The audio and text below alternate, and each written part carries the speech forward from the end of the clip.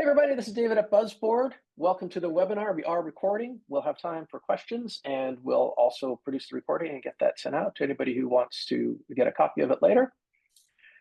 Welcome to the Election Day edition. We're going to have some polling data and some endorsements, but not on the US national election, not on local elections, but all around BuzzBoard features, reports, and so on. And with that in mind, we have our key BuzzBoard analyst, trainer, Philip Cortez, who's going to lead the webinar. Yeah, I wish I had like a whiteboard behind me to just kind of show movement of data and how things are, moving along. You need the big touch screen and be back, right? Yeah, Well, just here's one what's of those happening. things where you're just kind of touching back and the whole thing. But I mean, I'm just gonna say that I woke up this morning on election day, of course, feeling very antsy, very, as we were talking about, cautiously optimistic, a little nervous. And the thing is that David, I'm an undecided guy right now. I really am. I don't know if, the polls are going to close here, but I don't know what BuzzBoard feature I like best, to be honest with you. I mean, each of the features that I want to show everybody on this election day special has a lot of impact potential, depending on where I am in the sales cycle or in the sales process, right? But to cast my vote for one of them over others is like, it's almost like you're ignoring your other kid. Yeah, well, I mean, is it illegal to cast multiple votes for multiple features? Can you do that? I think maybe it's just a one all kind of vote for BuzzBoard. Maybe BuzzBoard in general, right? A mega vote. Let's go over some of those features. I think that when we start talking about BuzzBoard, many people that come across this platform know us as a prospecting platform or just a way to just generate brand new leads. And it is the first area that I really started to gravitate to when I 10 years ago got a hold of this platform for the very first time, actually more than 10 years ago now.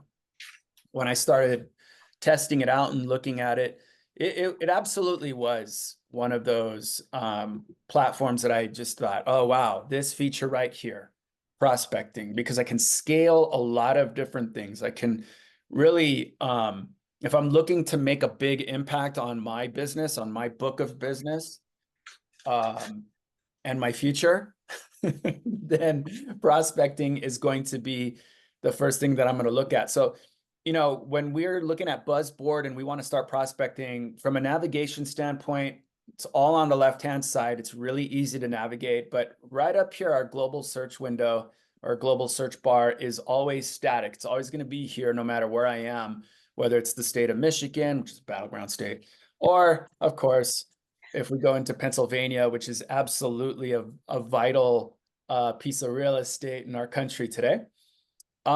We do have the ability to come in and type in URLs. If we're looking for specific businesses, if we want more regional based or national companies, we can type in that URL and find these businesses within our database. And how big is that database? I mean, it is pretty huge. Like, let's go into the United States just to quickly show everybody how big our database is and what we're trying to do. So here's the United States. I'm going to leave this blank. I know I can do URLs, categories, keywords, but I'm just going to hit that magnifying glass. And we've got 12.4 million businesses with websites. So my filtering activity is going to be here on the left-hand side as I want to identify the right prospect for me. Okay, and this is one of those features that is designed to really expedite and make a huge impact in what we're trying to do. When we start talking about the three pillars of what BuzzBoard's all about, identification, that prospect identification is absolutely a key pillar to the BuzzBoard universe.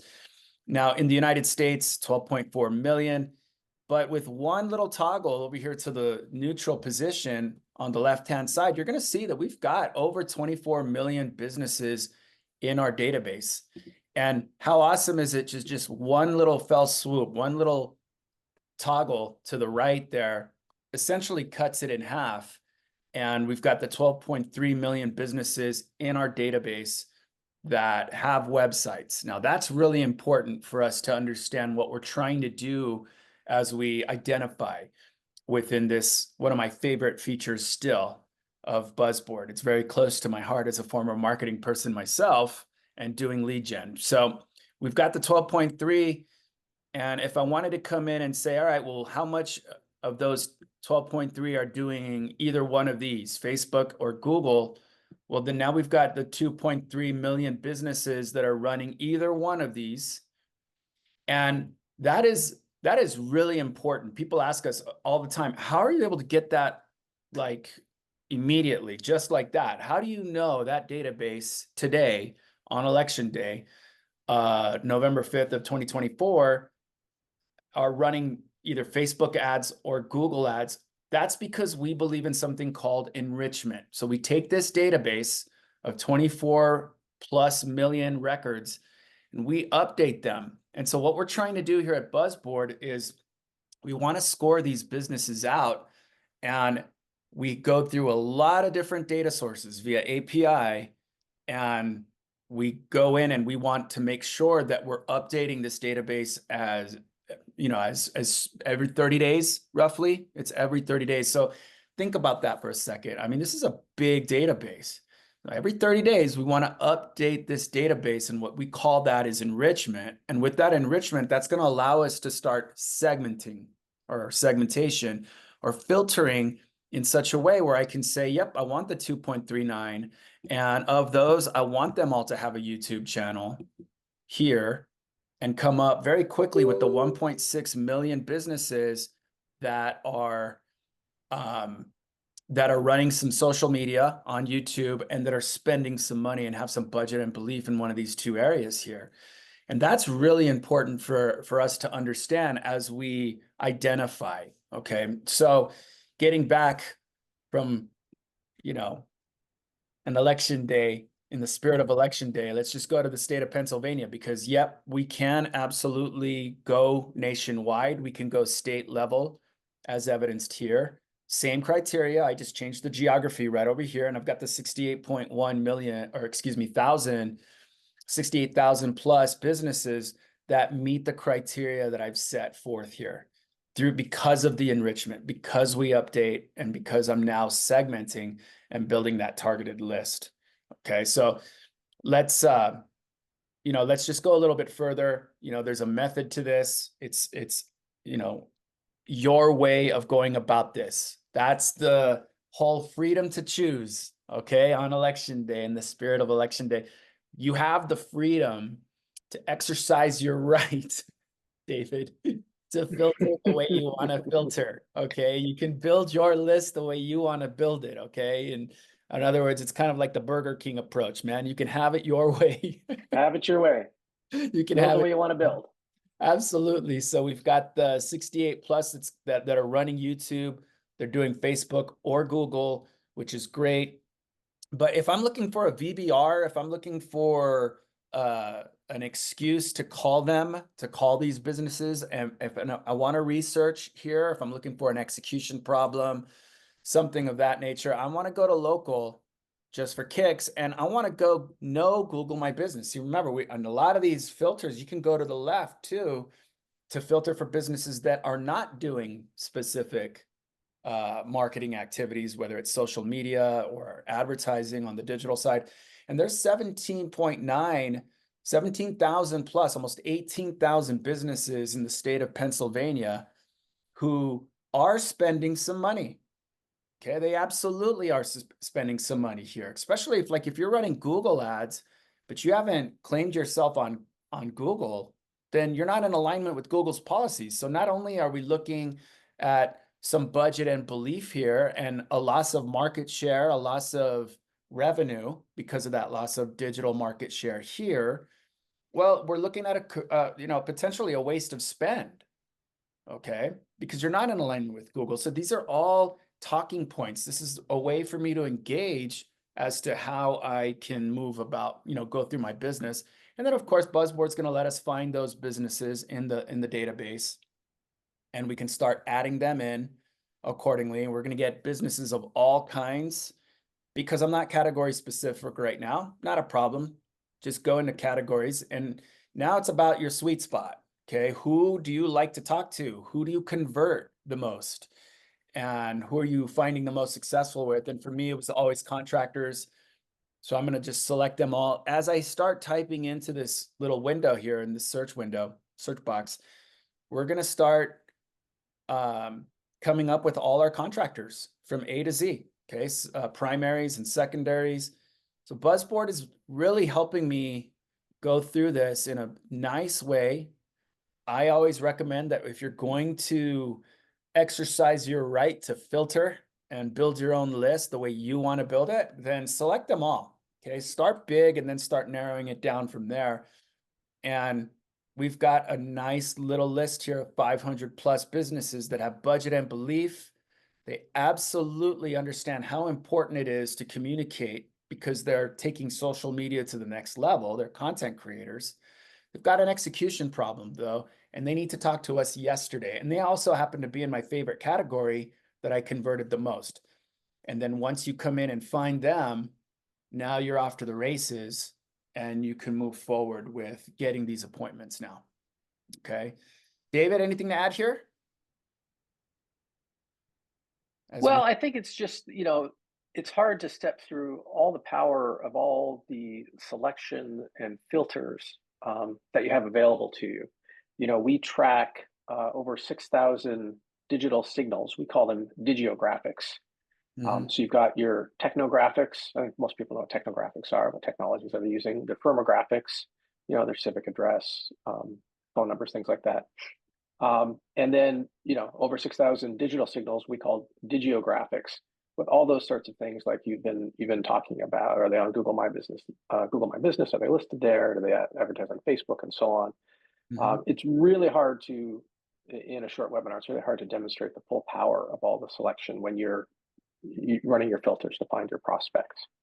Yeah, absolutely. And, as I was going through, I saw a lot of Mr. Rooters. I mean, whether you're looking for enterprise businesses or your hyper local businesses, what I did is, speaking of firmographics, as you were talking, I went to the firmographics section at BuzzBoard here and I picked a range number of business locations because you can absolutely do that. I just wanted single business locations and came up with a much smaller list, but look at, I've got headquarters.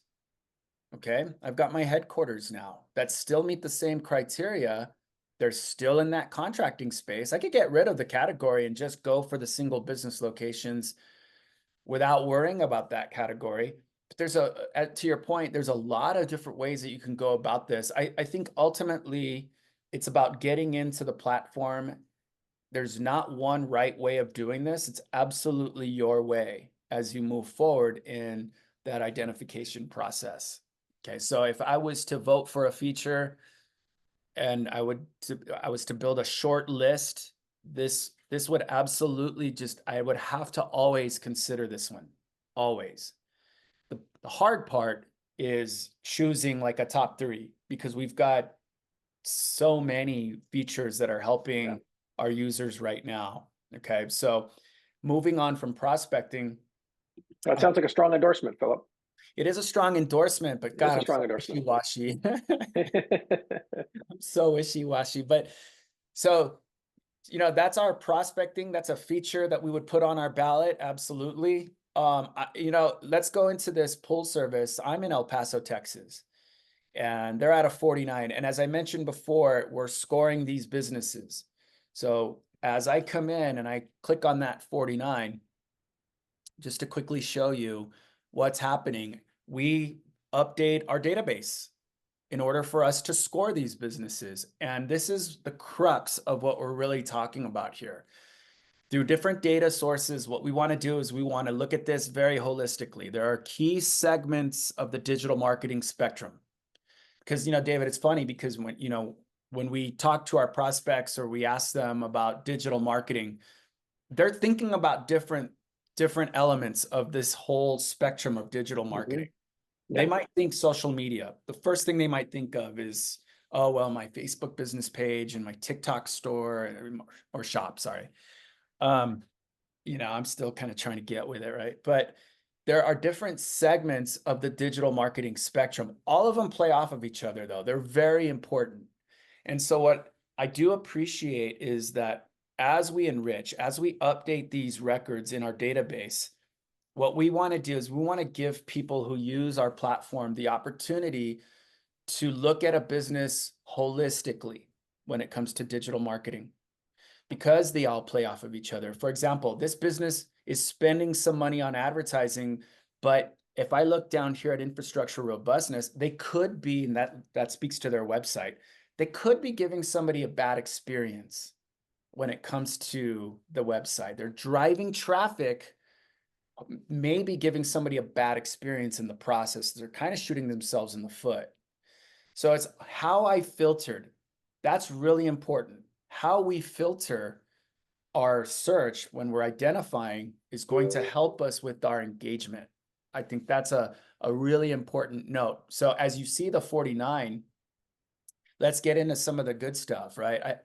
Once we turned on the ability to incorporate AI into the mix, personalized content for my engagement, one of the hardest things to do for a lot of reps when they first start this profession in digital media sales or digital sales, and they're talking the digital marketing game, is talking the digital marketing game, especially if you came from different walks of life or different sales professions like auto or traditional media. We see that. If you come from broadcast or print or radio, and then now all of a sudden it's just all digital. For people who are new, and they're still out there, okay, talking the digital game can be problematic. Time is a huge issue in our profession because we don't have a lot of time to do this, to do our research or to prospect. So in this case here, what BuzzBoard does is that once I build that list and I add a business in, so let's just say this came from a list that I built, which it did, okay, not the one we just built. But here we have an AI-driven summary right off the bat to tell me about this business. And right off the bat, I've got a SWOT analysis. Now, I know people who are required. I know sales leaders out there that actually require their teams to build a SWOT analysis and make it a part of their pitch decks as they go about trying to score a CNA with these businesses. The fact that BuzzBoard is doing this right off the bat is incredible. And of course, we could copy that to a clipboard, we could download that. And so I do feel that from a time management standpoint, it's really important for me to now be able to come in and talk to the person that we want to talk to at this business and say, hey, listen, you know what? I ran a SWOT analysis as a courtesy that I'd love to share for you. And I'd love to talk about some of these strengths because I think they're outstanding. I think that some of our services can take that to the next level. But I'm also, interested to talk about your threats and to get a little bit more insight as to what impacts your business in a negative way that we can help with, right? And on that note, we have something called the competition feature right over here that is going to allow us to literally build a competitive analysis right in front of them if we wanted to. I like to do this beforehand. As I get that CNA, I like to let them know that, yeah, the SWOT analysis is going to help us, identify things that are impacting you that we can help with. Also, talk about your strengths that we can help maximize, right? But talk to me about your competitors. Why don't you give me your top 3 competitors? So more on that in a sec as we add those in. I've added 2 at random, okay? And we'll get back to that. But, we do have to contact these people. Building a list is one thing. This helps us get our foot in the door. When we start leveraging some of the digital assets that BuzzBoard has to offer, and it's hard to choose just like one of them, right? But the SWOT analysis to me is awesome. The competitive report is really awesome because a lot of people are using this to get their foot in the door we ask people, David, all the time, what's harder, talking to the right person, getting the appointment, or closing the deal? And Mhm. what do you think they're saying? Oh, I think it's all about closing the deal, right? I mean, it's you get into a conversation with them. Like, there's lots of ways you can surface the right person to talk to, and get into those conversations, but then Mhm. you have to be able to get that SWOT analysis produced, have a conversation with them about what their threats are, how you can mitigate those threats, what the opportunities are, how you service those, and take them all the way across the finish line. The sales cycle is absolutely longer today. People are a lot more finicky with their marketing dollars. They're not so quick to pull the trigger. So we have a good balance here in the spirit of election day, right? In a closely contested race, it's close. There are your people who absolutely agree with you, David, and they'll say, yeah, closing the deal, that's tough. Okay, that is like really tough. But for me, for me personally, it was always Getting uh, that first meeting. getting that first meeting. And the reason why was because so many people were calling the same business trying to get the same appointment. So there was a lot of noise out there. Our prospects are hearing a lot. Okay, they're hearing a lot. So what we want to do then is we want to be able to come in and make sure that we're talking to not only the right person, but how am I engaging with them? That's really, really important. And so one of the things that we've done at BuzzBoard is we've really amplified our ability to bring in contact information, not just by name now, but personalized contact. This personalization is just really, really strong now. We can add contacts in when we find them out, okay, and it's really easy to do. We can request more contact information. I think that this is something that's really, really important, and it helps set BuzzBoard apart from everybody else because contact information is such a moving target. There is not one central database. Okay, we explain how we tap into different data sources down here, and it's refreshing in real time as we speak, right? As I go into the summary, but it's in real time. We're tapping into all these different data sources to bring us the latest and greatest along that digital marketing spectrum. But notice there's nothing called contacts. There's not one central database of contact information for every small business in the country that will allow us to tap in via API and connect and get updated movement on personnel at every business in our database, the millions of them, okay? That just doesn't exist. So we have to do our best to triangulate that data using different data sources, our own proprietary data as well. And for that reason, we give you the ability to come in and request information. And if I'm looking for sales and marketing by department, or if I'm looking by role, you can come in and request this information. Guaranteed, there's somebody on our team that knows this is me requesting it through my account, okay? Rolling his eyes, but he's still going to do it. He's still going to go in and try and go to Mitchell Pool service in El Paso, Texas, and he's going to look in a manual way. A lot of this, the majority of this is coming in an automated way, but even manually, we're trying to look a little bit further to get more information. So within 24 working hours, we're going to come back to you and we're going to let you know, yep, we were able to get more, or no, unfortunately, there's not information out there. And that's because the businesses were really dependent on what they're putting out there from a contact standpoint. So LinkedIn, we're going to look at different data sources. If we wanted to connect with, and this is me as a demo, through LinkedIn, we can absolutely open up LinkedIn and check out, the LinkedIn page and see, oh, who do we have in common? Where did he used to work? We're always doing that, right?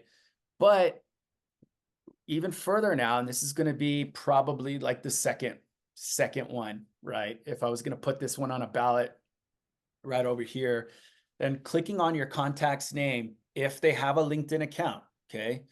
If they have a LinkedIn account, we've added the contact into the mix, then we're going to get to go really deep. So before we actually go and contact this person here, in this case, it's me as an example, it's really helpful to understand or get a better view, a deeper view of how this person likes to be contacted or what strategies I can use beforehand before I pick up that phone or send that email.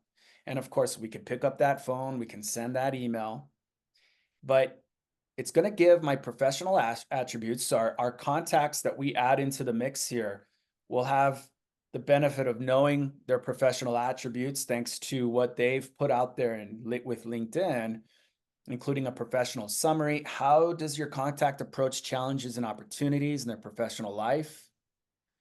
I mean, this is really strong, right? And on and on and on. My attitudes, how do I make decisions, my personality traits that influence my professional interactions. That's good to know, David, before we want to communicate with somebody, right? I mean, we're looking at the cheat code.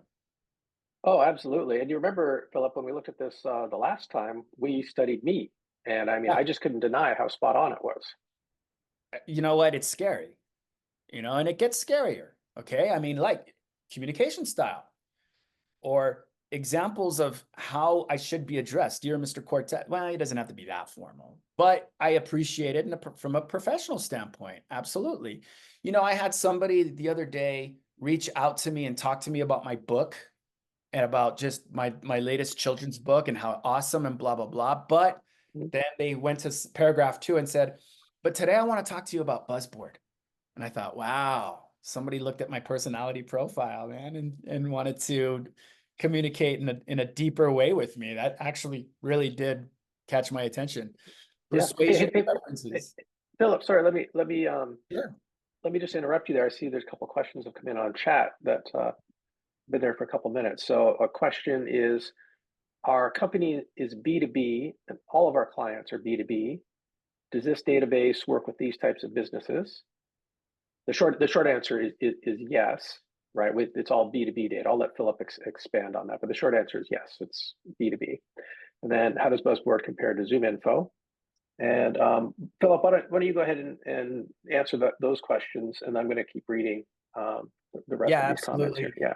So great questions. And yeah, when we're prospecting, we absolutely have the ability to filter for B2B and B2C types of businesses or both if you want, right? So we do both, a bulk of both, right? So we don't really discriminate here. We want to be fair and balanced as much as we can. But when it comes to the comparisons with Zoom Info, we get this question a lot. Now, Zoom Info is really good at what they do when it comes to especially the bigger enterprise, more regional enterprise types of businesses. We all have a sweet spot though, and our sweet spot is within the SMB space, small to medium sized businesses, however we want to define that. David, I've heard different ways of defining what an SMB is and how big they are before they get into the enterprise Yeah. size, right? But I think the best example is when we start coming at you with Mitchell Pool Service. You're not going to find them in Zoom. Good luck finding a decision maker with Zoom Info when you're really getting hyper local. And so hyper local to really get that granular and that deep. And then of course, the ability to request information on these hyper local businesses. That's what we're really good at. Okay, we really want to go a little bit deeper when it comes to the more local, your smaller regional types of business. It doesn't mean that we don't have the information that Zoom Info has on large enterprise types of businesses because it's out there, right? It's public. So we'll get that. But I think where we shine the most is the smaller that business is, the more regional or local that business is, then I think that's what really does separate us from Zoom.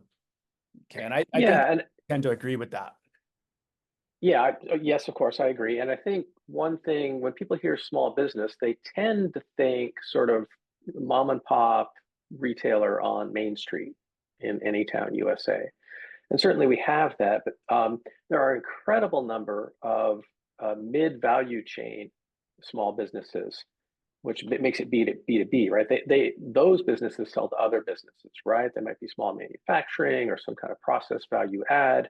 They don't have a storefront. They don't have an awning on Main Street, but they are small business for sure. Um, you didn't ask this question in the audience today, but we do get the question, how do you define small business? So there are a couple definitions. We follow basically the SBA definition, which is really up to 1,000 employees is generally considered a small business. And you'll see that in the filters. Some sharp eyes might have noticed that when Philip had the filters up. Once you get above 1,000 employees, that tends to start to get out of the SMB space.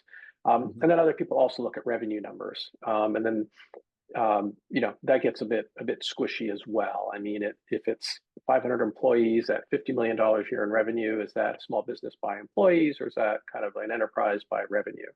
But there you go. So there's the filters you can filter on: employee count and annual revenue.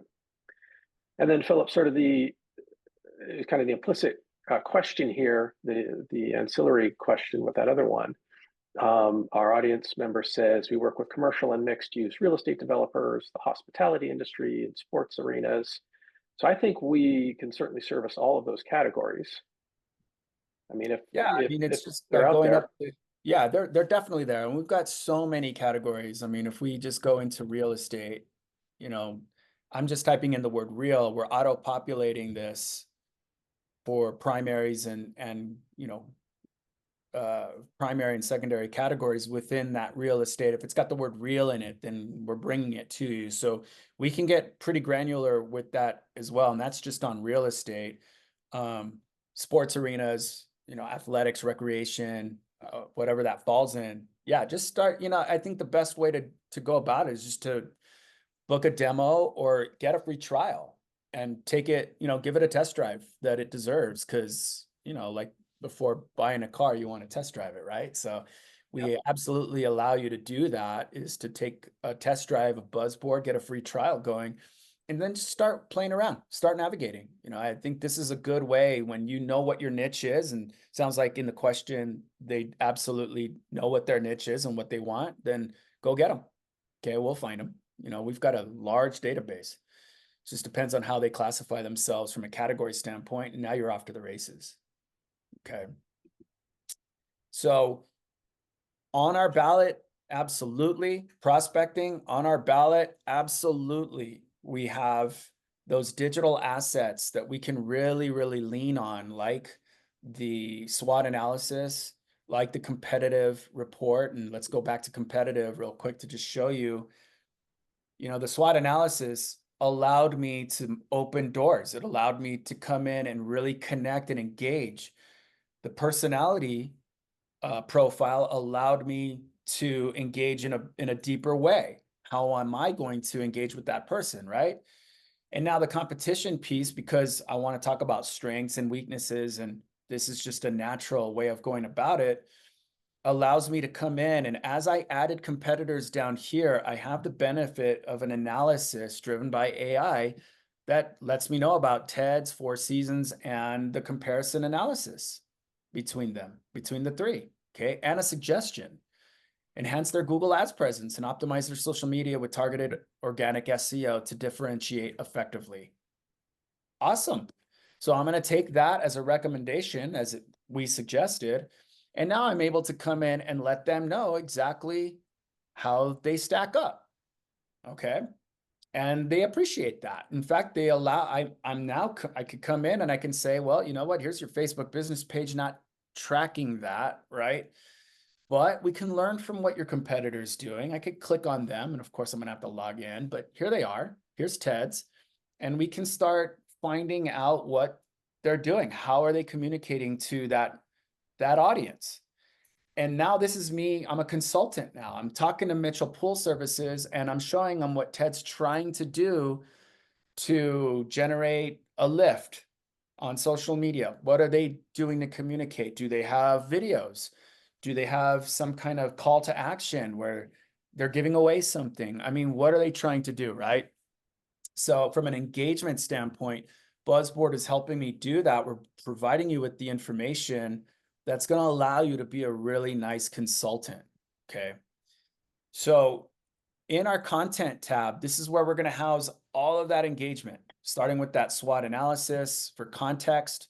We've got conversation starters here where we can come over, click in, and BuzzBoard's absolutely giving me ways to engage ideas as to what I can say from an engagement standpoint to get that conversation going and how I'm going to move forward within the sales process, right?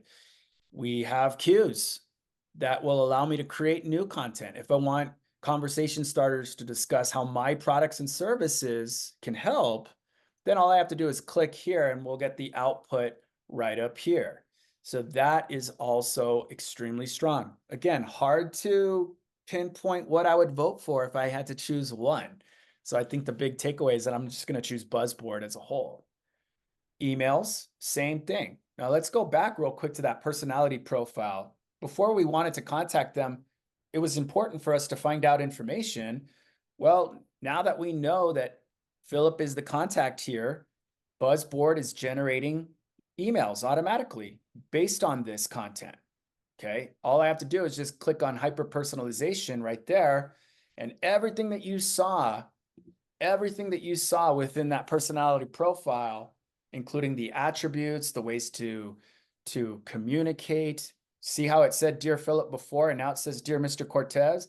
Well, that's because hyper-personalization told us that that's the way he likes to be addressed. And it's weird talking about myself in the third person, David, okay? But so that's the way this person, this prospect, likes to be addressed based off of what we were looking at in the personality profile, which is important because now the content is going to absolutely follow suit with that as well. So I like that. Okay, I really do like the fact that we can now model the way we communicate after that personality profile. It all starts tying into one another again, which is why it's hard to pinpoint one that I would vote for. But here we have on the details, here would be my third. Okay, so in the spirit of having to choose three, not just we have a third party. You have a third party candidate now. Yeah, we've got a third party. So in the spirit of that, a lot of people these days now are opting to download. We give you all these digital assets to download, right? And you can go PDF, you could go PowerPoint. And in some cases, if you're signing in with Google and you've got G Suite, we will give you G Slides here as an option. But the business overview report will encompass all of it. Okay, this is the kind of a catch-all. And I do appreciate this one. I think this is so client-facing. And I look at our numbers now, David, and I'm seeing that so many people, so much attention is now going towards this download, this specific report. Yep. Okay. We love it. They are. And what I'm trying to do now is I'm trying to let, to ask them, hey, so what is it? What is it about this one? What are you looking at the most, right? And driven by AI in real time on this call, we've got a business overview. We've got a SWOT analysis. There you go. We've got the digital state summary, the digital state analysis, and the competitive analysis. So this right here has turned into just a really, really nice, just a really nice digital asset for us. So as we go through and we start taking a look at that 49 score, what does it mean? We've got a nice summary on about this. Here's that SWOT analysis. A lot of people are using that as a leave behind. And of course, we've got this is allowing me to let them know what we're trying to do at my business. Okay, I am looking at you holistically. In order for me to give you an ROI on your marketing dollars, or in order for me to help you grow your business, I have to look at you holistically, which means that I've got to look at the key segments of the digital marketing spectrum. We're scoring them out to come up with that overall digital health score from 0 to 100. Trending in the right direction. My job is to help grow that digital market share so that we can generate more revenue for you. Okay, so people do appreciate that. They also like the simplicity of this competitive analysis driven by AI. Now we've got those summaries behind all of these different competitors that we were able to add and customize. And the cool thing is that when we ask our prospect, who do you want me to bring information about? We can customize it and bring that to them. Okay, so it's a It's a value proposition. It's a great way of getting our foot in the door, but it's a nice way of being a really good consultant. So So hey Philip, that's what I would do. couple more. Sure. Yeah, thank you. Sorry, just a couple more questions from our audience. So, just kind of a follow on about those categories you talked about earlier. Um, this person's clients, perhaps a bit on the larger side. I mean, we have service oriented business. We have B2C, we have B2B, we have service oriented businesses in the database. Revenue in the 20 to $50 million range. I know those show up in the filters, right? I don't know if you want to take a minute, maybe you can dive in and kind of surface um, what businesses show up in that range. And then everybody loves the business overview report, but the question is, how accurate is the data? Yeah, we get that all the time. And again, it's as accurate as the data sources that we're really plugging into. And we like to feel that we're very confident from an industry standpoint. I mean, the standard, I forget what that is, the 80 percentile or whatever. I know we're probably about 94, 95% accurate. I mean, nobody's going to be 100%. Things do change all the time when it comes to data. And I'll give you a good example. Because we're plugging into the source of that data. So as an example, SpyFu is one of our data sources when it comes to Google ad information.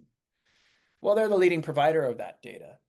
But SpyFu doesn't know 100% what Mitchell Pool Services or any other business out there is spending. The only people that really know what that number is are the business and Google, or maybe the agency that's running the activity, executing the ad spend, right?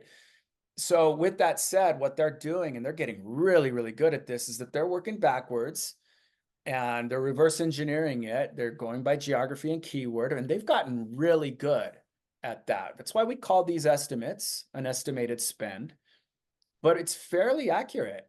Okay.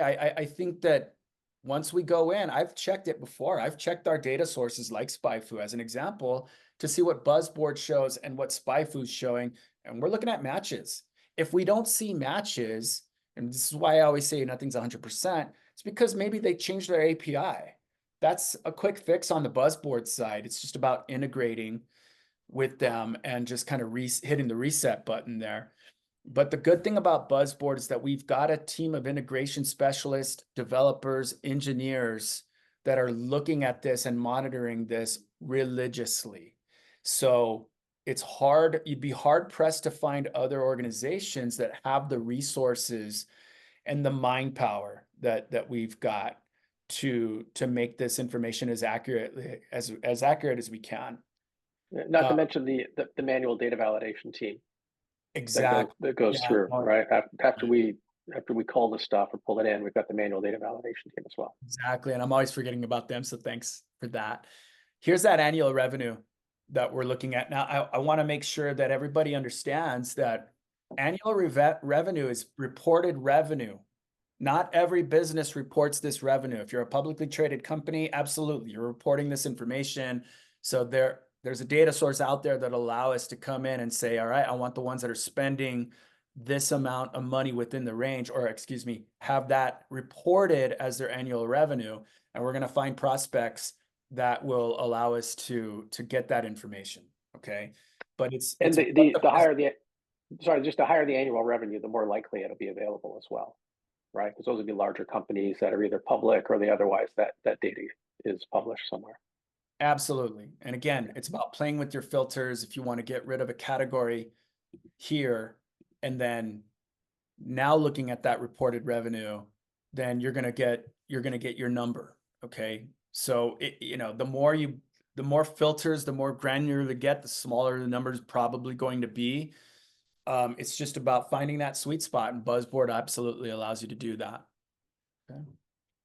So those are our three. I like the business overview report that kind of gives me everything, the prospecting piece, and of course those digital assets like that competitive analysis, that SWOT analysis, which kind of overlaps into the BOR. So maybe we're kind of looking at a two-candidate race here, but I think overall I just vote BuzzBoard. There you go. Yeah. Endorsement. Yeah, and you get the support when you're using our platform as well. We do take a lot of pride in providing that support everywhere you go on this platform. There's ways to engage. And we've got a knowledge center. You can raise tickets. We've got a phone number where you can make a direct call and talk to us. If you want one-on-ones, absolutely available for one-on-one training or onboarding.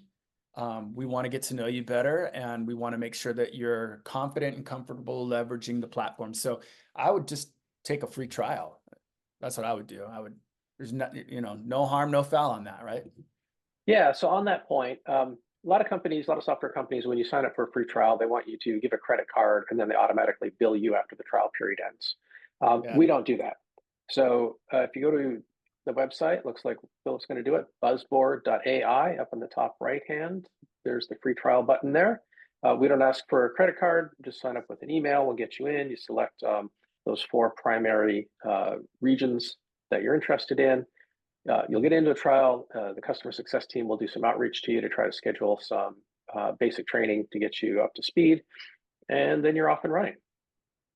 So with that, we're coming up 50 minutes on the webinar.